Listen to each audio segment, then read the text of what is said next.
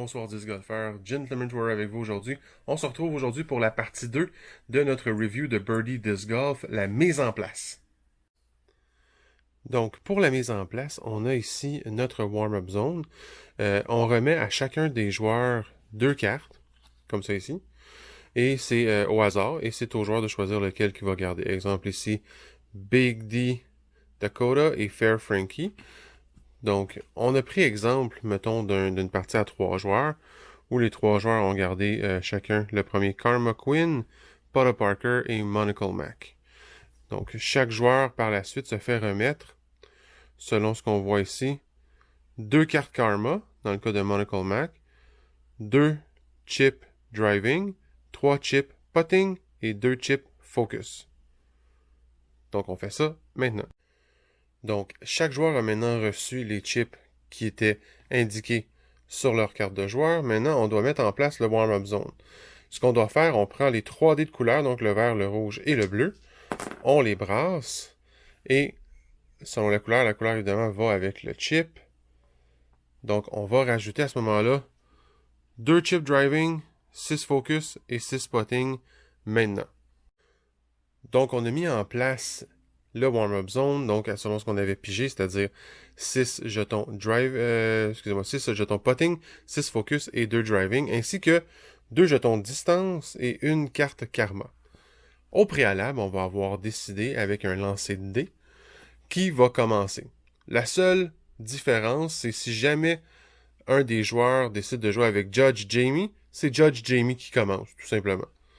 Donc, on va commencer d'abord avec exemple ici, Monocle Mac, lui doit prendre une décision de ce qu'il va prendre sur le warm-up zone. Il va prendre tous les jetons d'une des sortes qu'il va décider de choisir. Exemple ici, comme on voit Monocle Mac, bon, ben il y a 2 déjà jetons de driving, 3 de putting, 2 de focus, fait qu'il serait quand même assez intéressé par les cartes focus, les jetons focus, il y en a 6 ici. Donc lui, il va prendre ces 6-là.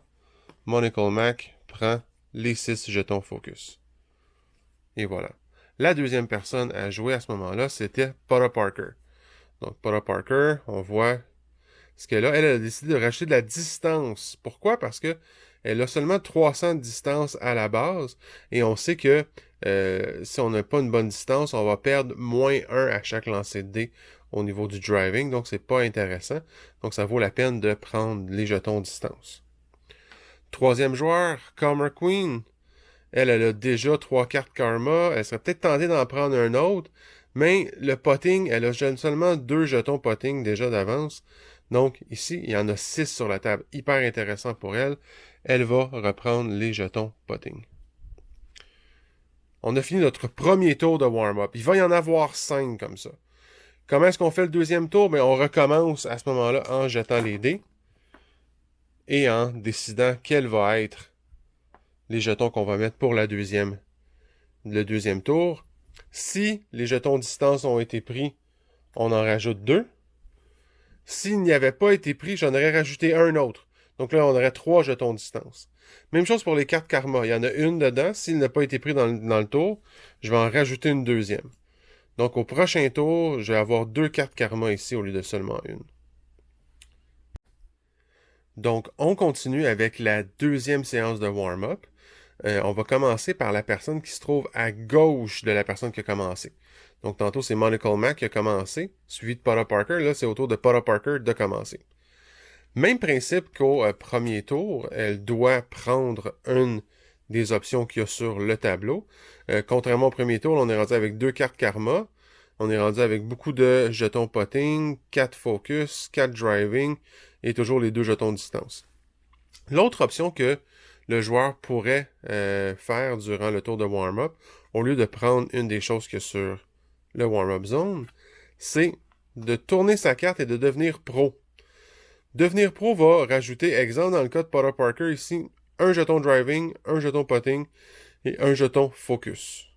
Dans certains cas, ça va également rajouter de la distance. Ce n'est pas le cas de Mme Potter Parker en ce moment, mais je vais vous donner l'exemple de Monocle Mac. Donc lui, 325 en temps normal.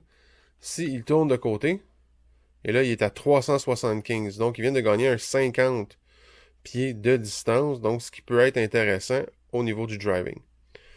Donc, on va faire cet exercice-là pendant 5 tours. Donc, à chaque fin de warm-up, on va reset les 3 en haut ici. Ici, s'il n'y en a pas, on en met 2. S'il y en a déjà, on en rajoute un de plus. Même chose pour le Karma Card. Donc, une carte Karma à la base. Si elle n'a pas été prise, on en rajoute une. Et ainsi de suite jusqu'à temps que les 5 tours soient terminés. Une fois que les 5 tours vont être terminés, on va être prêt à commencer à jouer notre partie. La prochaine vidéo, on va se concentrer sur les cartes Karma. Donc, qu'est-ce que ça fait, quand les jouer, comment les jouer, la règle des resets de Karma, parce qu'à chaque 3 trous, on reset les cartes Karma. Donc, on regarde ça dans le prochain vidéo. Jusque-là, bon jeu tout le monde.